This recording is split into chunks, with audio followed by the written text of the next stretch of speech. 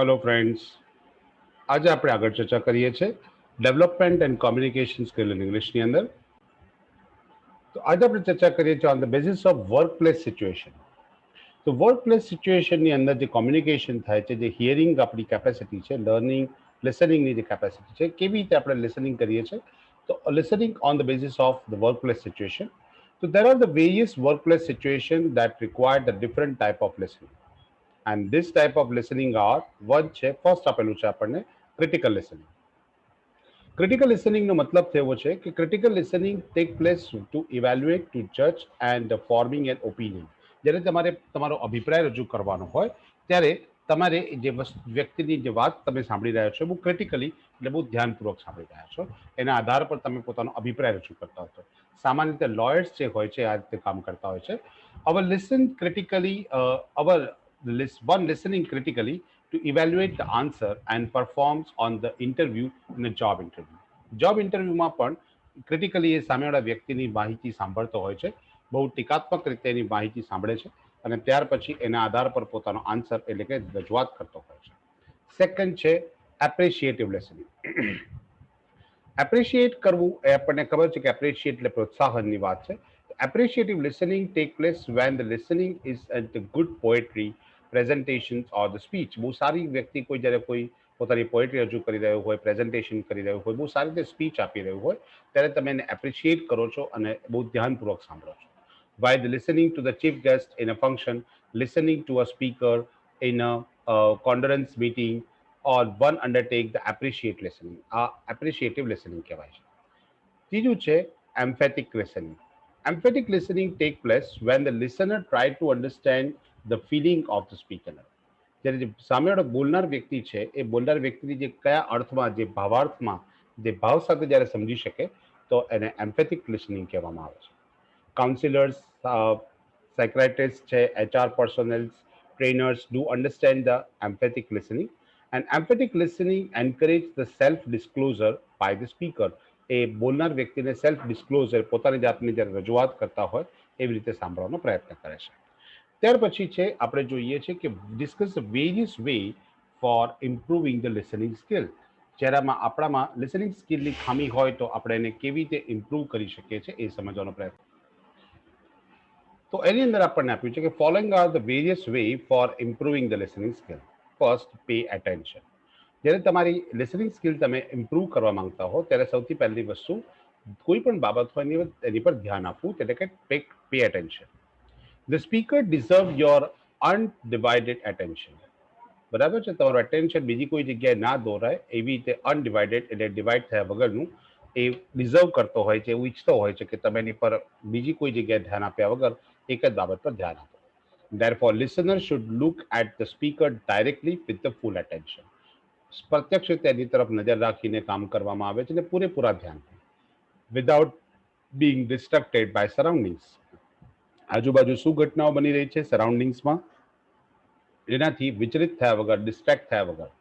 He should give the attention to both the verbal and non-verbal sign of the speaker. જે શબ્દ બોલાય છે તે પણ અને જે એના હાવભાવ છે એટલે કે નોન વર્બલ સાઇન્સ જે છે સ્પીકર, એ બંને વસ્તુ પર તમારું ધ્યાન હોવું જોઈએ. Second thing, the convey to the speaker that you are paying attention. તમે એવું દર્શાવો કે તમે ધ્યાનથી સાંભળી રહ્યા છો. The speaker needs the periodic reassurance that you are really listening. એને ખાતરી થવી જોઈએ છે કે તમે સાંભળી રહ્યા છો તો બહુ ધ્યાનપૂર્વક સાંભળી રહ્યા છો. એ પિરિયોડિકલી એટલે વારંવાર એ અલગ અલગ વ્યક્તિ તરફ જોતો રહેશે અને સાથે સાથે તમારી પર ધ્યાન આપતો રહેશે કે તમે કેવી રીતે રિસ્પોન્સ આપી રહ્યા છો. This can be done by the taking notes, small verbal comments such as yes, okay, really. Gestures like the nodding and smiling shows that one is listening. કોઈ વ્યક્તિ જ્યારે સામે બોલતો હોય, હા, ઓકે, બરાબર છે, તો આ બધા વર્બલ કોમેન્ટ્સ હોય છે કે કેટલીક વખત જ્યારે થોડીક મજાક કરતો હોય ત્યારે સામેવાળા વ્યક્તિના મોઢા પર સ્માઇલ આવે, પોતાનું મોઢું જરા ધૂણાવતો હોય, ડોકું ગુણાવતો હોય, ઇટ્સ કોલ્ડ નોડિંગ. બરાબર છે, આ બધી વસ્તુથી ખબર પડે કે સામેવાળી વ્યક્તિ સાંભળી રહ્યો છે. Importantly, the listener should not come across as a forbearing figure. બરાબર છે, એની ફોરબિયરિંગ ફિગર એટલે કે એને માત્ર બહારથી દ્રષ્ટિકોણ ના ઊભો થવો જોઈએ. The speaker should feel the confident, relax and reassured while speaking, and this can be only made possible by the listener. જ્યારે પણ બોલનાર વ્યક્તિ જે છે, બોલનાર વ્યક્તિ સામે એક કોઈ આદર્શ વ્યક્તિ કે કોઈ વ્યક્તિ બેઠો છે એવી ફિગર ના ક્રિએટ થવી જોઈએ. એ પોતે કોન્ફિડન્ટ અને રિલેક્સ ફીલ કરતો હોય છે અને એશ્યોર ફીલ કરતો હોય છે, જ્યારે સામેવાળો વ્યક્તિ આવી રીતે અભિપ્રાય પોતાના આપતો હોય છે. એ પોતાનો સામે એટેન્શન, સામે ઓકે, યસ, સ્માઇલિંગ, નોડિંગ, આ બધી વસ્તુનું જ્યારે રિએક્શન આવે છે ત્યારે એ બોલનાર વ્યક્તિ પોતે કોન્ફિડન્ટ કે રિલેક્સ ફીલ કરતો હોય છે. Third, provide feedback. સામે પ્રત્યુત્તર આપો. As a listener, one should try to understand the message of the speaker properly without being affected by the personal assumptions and the bias. કોઈ પણ પ્રકારની ધારણા અને પક્ષપાત વગર તમે જે સામેવાળી વ્યક્તિ બોલનાર છે એના માત્ર ને માત્રના શબ્દોથી અસર પામીને એને અસર કરતા પરિણામ આપો. You should give the timely feedback to encourage the speaker. જે બોલનાર વ્યક્તિ છે તેને પ્રોત્સાહન માટે તમે સમયસર એને ફીડબેક આપો. To deliver his speech in such a manner that the listener understand easily, કે સામે સાંભળનાર વ્યક્તિ સરળતાથી સમજી શકે છે. Next, deferred judgment. The listening should not be interrupt the speaker in the middle of his or her thoughts. જ્યારે કોઈ બોલનાર વ્યક્તિ પોતાના વિચારો રજૂ કરતા હો ત્યારે વચ્ચે પોતાના અભિપ્રાયો ના મૂકો. એને ઇન્ટરપ્રિટેટ એટલે કે એને એની વાતને કાપો નહીં. This can stop the speaker flow of thoughts. આમાં બોલનાર વ્યક્તિના વિચારોનો પ્રવાહ અચાનક અટકી જાય છે. Frustrated him, એને ફ્રસ્ટ્રેટ કરી દે છે, him and him or her, and can also limit the listener's understanding of the message. અને સમજ સામેવાળા વ્યક્તિની સમજ ક્ષમતાને મર્યાદિત કરી દે છે. Counter arguments and the impositions of the one's own viewpoint should be avoided. તમારા પોતાના અભિપ્રાયો કે પોતાનો આર્ગ્યુમેન્ટ્સ એ નકારવા જોઈએ. And any disagreement of the opinion should be left for after the speaker has finished. અને તમારા તમને જો એના અભિપ્રાયથી તમે કદાચ સંમત ના હો, ઇટ્સ અ ડિસએગ્રીમેન્ટ, તમારો એની પ્રત્યે નકારાત્મક અભિગમ હોય, તમે એની વાતથી સંમત ના હો, તો એની વાત પૂરી થયા પછી તમે એનો પોતાનો અભિપ્રાય રજૂ કરી શકો છો. Next is response appropriately. યોગ્યતા અનુસાર તમે તમારી પ્રતિક્રિયા દર્શાવો. Active listening demands a respect and understanding from the listener. જે સાંભળનાર વ્યક્તિ છે એના તરફથી એ એક્ટિવ લિસનર પાસે એક અપેક્ષા રાખવામાં આવે છે કે ડિમાન્ડ રિસ્પેક્ટ એન્ડ અન્ડરસ્ટેન્ડિંગ, એક માન સન્માન અને એક સમજ ક્ષમતા. Listener is gaining information. સાંભળનાર વ્યક્તિને માહિતી મળતી હોય છે, એ નવી માહિતી જાણતો હોય છે. So he should be candid and honest. બરાબર, એક પ્રમાણિકતાથી એને સમજવાનો પ્રયત્ન કરવો જોઈએ. Treat that a speaker with the respect. સામે બોલનાર વ્યક્તિને માન આપવું જોઈએ. And therefore articulate at the differences of opinion respectfully. વિચારોમાં મતભેદ હોઈ શકે છે, એને આપણે કહીએ છીએ જે ડિફરન્સીસ હોય છે, એની ડિફરન્સીસ આર્ટિક્યુલેટ, તો એને અલગથી દર્શાવો. And without making the speaker feel like a fool. બરાબર, સામેવાળો વ્યક્તિ, બોલનાર વ્યક્તિ મૂર્ખ છે એવું સાબિત કરવાનો પ્રયત્ન ના કરો. રાઈટ. નેક્સ્ટ પોઈન્ટ આપણને આપેલો છે, write a short note on articulating or speaking skill. તમારામાં બોલવાની જે કળા છે, બરાબર છે, એ કળાની વાત કરીએ. The speaking skill is one of the four basic skills of the language education. ભાષાનું જે જ્ઞાન જે છે એ ભાષાના જ્ઞાનમાં જે બોલવાની કળા જે છે એક બીજું મહત્વનું પાસું છે. Most of us can use our vocal organs and the produce language. આપણા vocal organs એટલે જે આપણા જીભ છે, ટંગ છે, આપણા ટીથ છે, આપણા જે જો, રાઈટ, એટલે કે આપણું જે જડબું છે એનો ઉપયોગ આપણે વારંવાર બોલવા માટે આ બધા વસ્તુનો ઉપયોગ કરતા હોય છે અને એનાથી ભાષા ઉદ્ભવતી હોય છે. But only producing a speech is not enough. પણ ખાલી સ્પીચ ઊભી કરવી એટલે શબ્દો બોલવા એ પૂરતા નથી.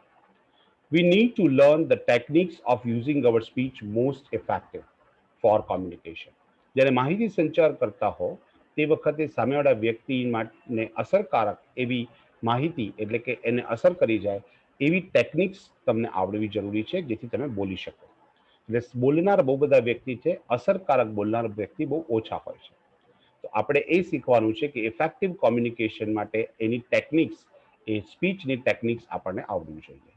There are the four components that constitute our speaking skill. ચાર બાબતો છે જે આપણી બોલવાની કળા કે જે આપણે બોલવાની છટા છે એને અસર કરતી હોય છે. First is fluency. જે કોઈ બી ભાષા હોય એ ભાષામાં તમારી પાસે પૂરતું જ્ઞાન હોવું જોઈએ, એ ભાષાના પૂરતા શબ્દો તમારી પાસે હોવા જોઈએ. To communicate effectively, we need to speak fluently. If we flummable and halt continuously with the speaking, જ્યારે આપણે બોલતી વખતે આપણે અટકી જતા હોઈએ, it become difficult for the listener to follow whatever we are saying. આપણે જે કહી રહ્યા છે એ સામેવાળો વ્યક્તિ વ્યવસ્થિત સમજી નથી શકતો. બરાબર. A fumble and the health continuously while speaking, જ્યારે વચ્ચે વચ્ચે બોલતા અટકી જતા હોઈએ, આપણી પાસે જ્યારે શબ્દો ના હોય અથવા આપણે વ્યવસ્થિત રીતે જ્યારે આપણે સમજાવી ના શકતા હોય, દરેક કે દરેક વસ્તુની સમજણ આપવા માટે ચોક્કસ શબ્દો હોય છે, અને જ્યારે શબ્દ આપણી પાસે નથી હોતા ત્યારે સામેવાળા વ્યક્તિ સમજી શકતા નથી. તો fluency depends upon the knowledge and command over the language. તમારી ભાષા પર કેટલું પ્રભુત્વ છે અને તમારી પાસે કેટલું જ્ઞાન છે એનાથી તમારી ફ્લુઅન્સી ડિસાઇડ થાય છે. કમ્ફર્ટ લેવલ એન્ડ કોન્ફિડન્સ, તમારામાં કેટલો આત્મવિશ્વાસ છે, તમે કેટલા કમ્ફર્ટેબલી બોલી શકો છો, એ વસ્તુ પર અસર કરે છે. If you can speak for the extended period of time, it indicate the strong fluency. જો લાંબા સમય સુધી તમે અટક્યા વગર સતત વ્યવસ્થિત બોલી શકતા હો, યોગ્ય શબ્દો સાથે બોલી શકતા હો, તો એવું કહી શકાય કે તમારું એ ભાષામાં ફ્લુઅન્સી છે, એ એનું પર પ્રભુત્વ છે એમ કહી શકાય છે. નેક્સ્ટ ટોપિક આપણી પાસે લઈએ છીએ એ છે વોકેબ્યુલરી. વોકેબ્યુલરીનો મતલબ થાય છે the knowledge of vocabulary helps us to articulate what we want to saying and using the most appropriate expression.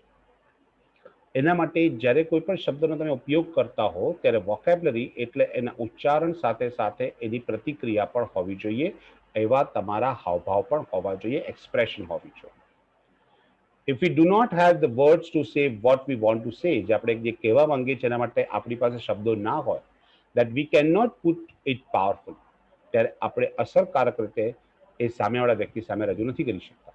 So to be a good speaker, એક સારા બોલનાર બનવા માટે one required the constantly expanding vocabulary.